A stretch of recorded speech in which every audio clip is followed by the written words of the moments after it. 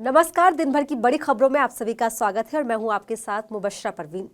तो बुलेटिन में आज बात होगी अडानी मुद्दे पर अमेरिका में घिरी मोदी सरकार की, मणिपुर में राष्ट्रपति शासन पर विपक्ष के चौतरफा वार की, देखेंगे आरबीआई के बड़े एक्शन को, बीजेपी पर आप के हमले को, रणवीर इलाहाबादिया के सुप्रीम कोर्ट के रुख को और बुलेटिन के आखिर में जानेंगे ट्रंप और पीएम मोदी की मुलाकात पर क्यों उठ रहे हैं सवाल।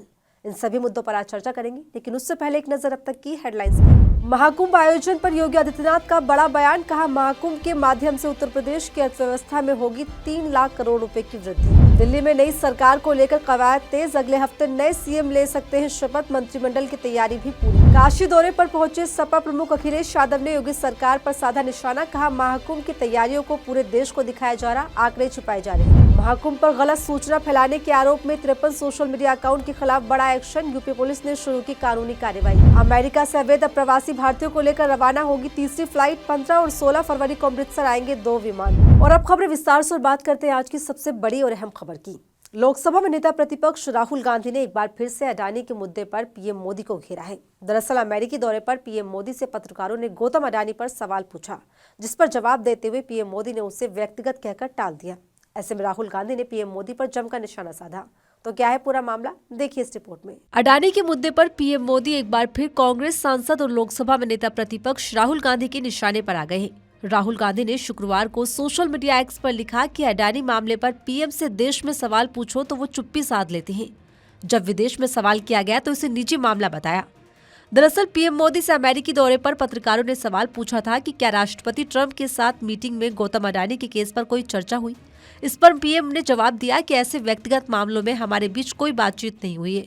I ask whether you discussed at all today the case of Gautam Adani, who's one of the wealthiest men in Asia and perceived as an ally of Prime Minister Modi. Prime Minister Modi, have you asked the president to take action on that case? Thank you. पहली बात है, भारत एक लोकतांत्रिक देश है और हमारे संस्कार, हमारी संस्कृति वसुधैव कुटुंबकम की है। हम पूरे विश्व को अपना एक परिवार मानते हैं। हर भारतीय को मैं अपना मानता हूं। दूसरी बात है, ऐसे व्यक्तिगत मामलों के लिए 2 देश के मुखिया न मिलते हैं, न बैठते हैं, न बात करते हैं। प्रधानमंत्री मोदी के इसी बयान पर तंज कसते हुए राहुल गांधी ने एक्स पर लिखा, देश में सवाल पूछो तो चुप्पी, विदेश में पूछो तो निजी मामला। अमेरिका में भी मोदी जी ने अडानी जी के भ्रष्टाचार पर पर्दा डाल दिया। जब मित्र का जेब भरना मोदी जी के लिए राष्ट्र निर्माण है, तब रिश्वतखोरी और देश की संपत्ति को लूटना व्यक्तिगत मामला बन जाता है। बता दें, इस वक्त पीएम मोदी के इस जवाब की खूब चर्चाएं हो रही हैं। ऐसे में राहुल गांधी ने भी इस बहाने अडानी के मुद्दे पर पीएम मोदी को कटघरे में खड़ा कर दिया है।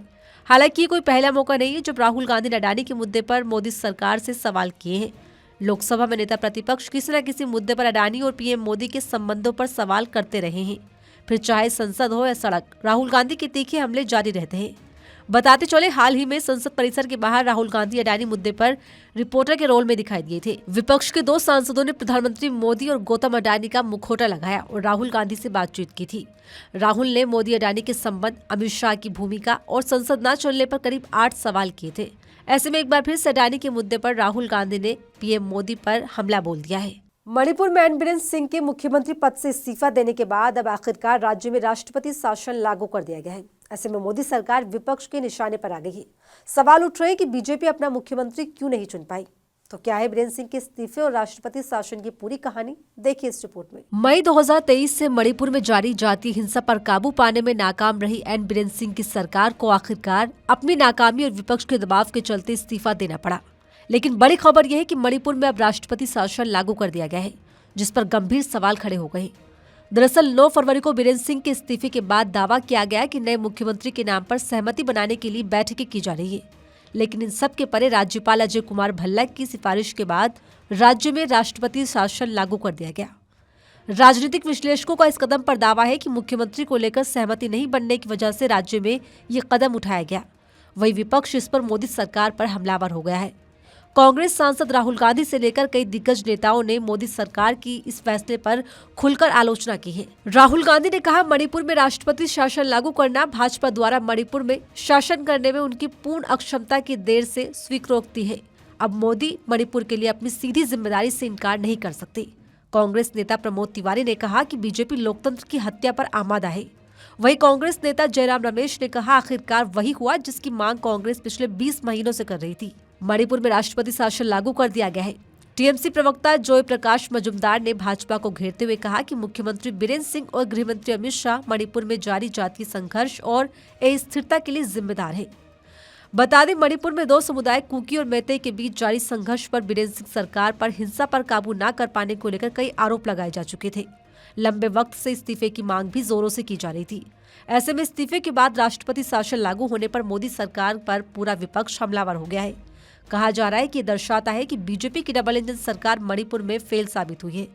ऐसे में देखना होगा कि आगे इस पर बीजेपी क्या कदम उठाती है। आरबीआई ने न्यू इंडिया कोऑपरेटिव बैंक पर अचानक बैन लगा दिया है, जिसके बाद अब कस्टमर्स बैंक से अपने पैसे ही नहीं निकाल सकेंगे।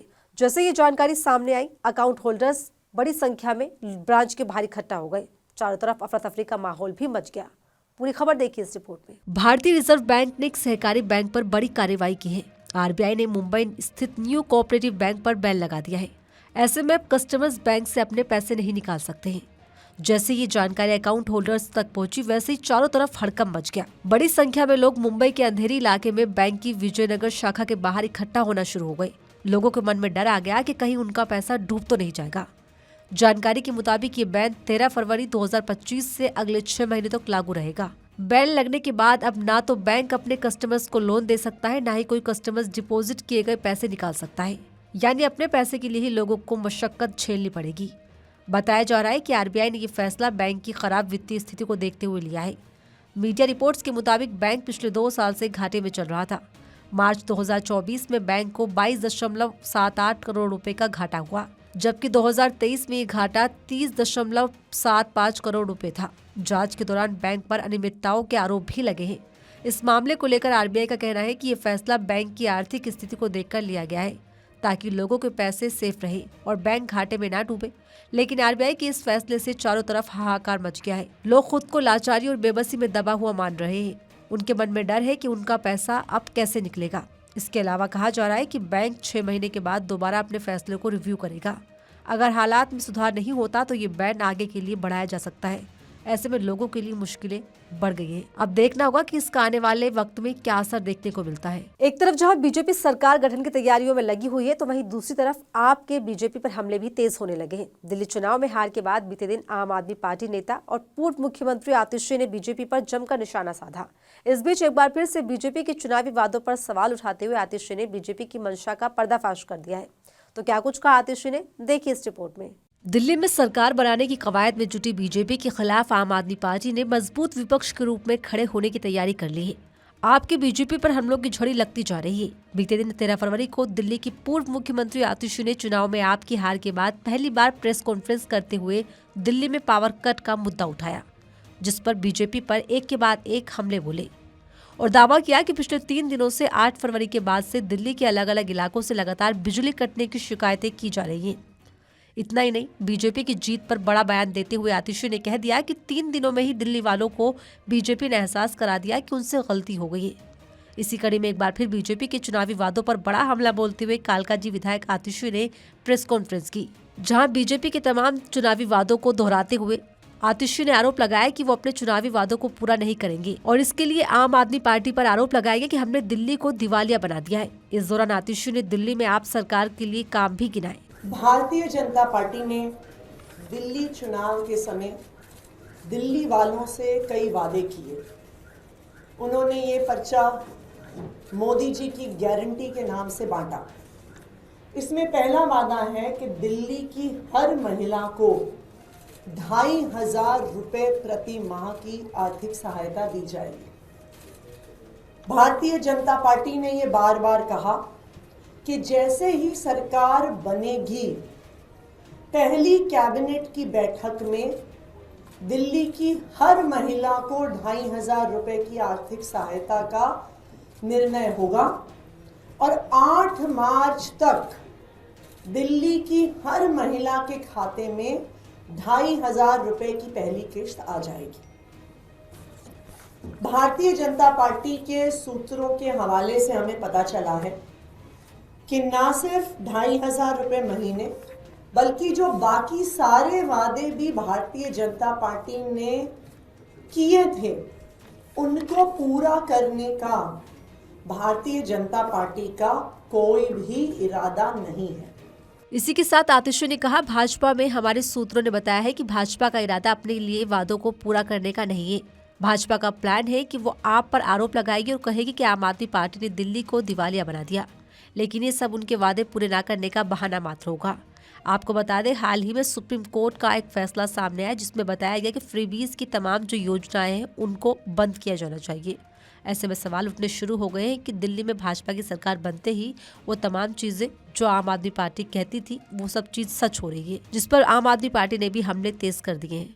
सोशल मीडिया इन्फ्लुएंसर और यूट्यूबर रणवीर इलाहाबादिया अपने भद्दे कमेंट को लेकर माफी मांग चुके हैं, लेकिन इसके बावजूद उनके खिलाफ देश के अलग अलग हिस्सों में एफआईआर दर्ज की जा रही है। इस बीच अब खबर है कि रणवीर इलाहाबादिया ने इसको लेकर अब सुप्रीम कोर्ट का रुख किया है, जहां इलाहाबादिया को पूर्व सीजेआई डीवाई चंद्रचूड़ के बेटे का समर्थन मिला है। तो क्या है पूरा मामला, जानने के लिए देखिए रिपोर्ट। कॉमेडियन समीर रैना के शो इंडियाज गॉट टैलेंट पे रणवीर इलाहाबादिया की अश्लील टिप्पणी को लेकर विवाद गहराता जा रहा है। देश भर में रणवीर के खिलाफ लोगों का गुस्सा फूट पड़ा है। आम लोगों से लेकर सेलिब्रिटी या फिर नेता हर कोई उनके खिलाफ सख्त एक्शन की मांग कर रहा है।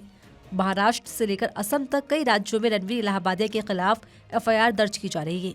ऐसे में यूट्यूबर रणवीर इलाहाबादिया ने अब सुप्रीम कोर्ट में अपील की है।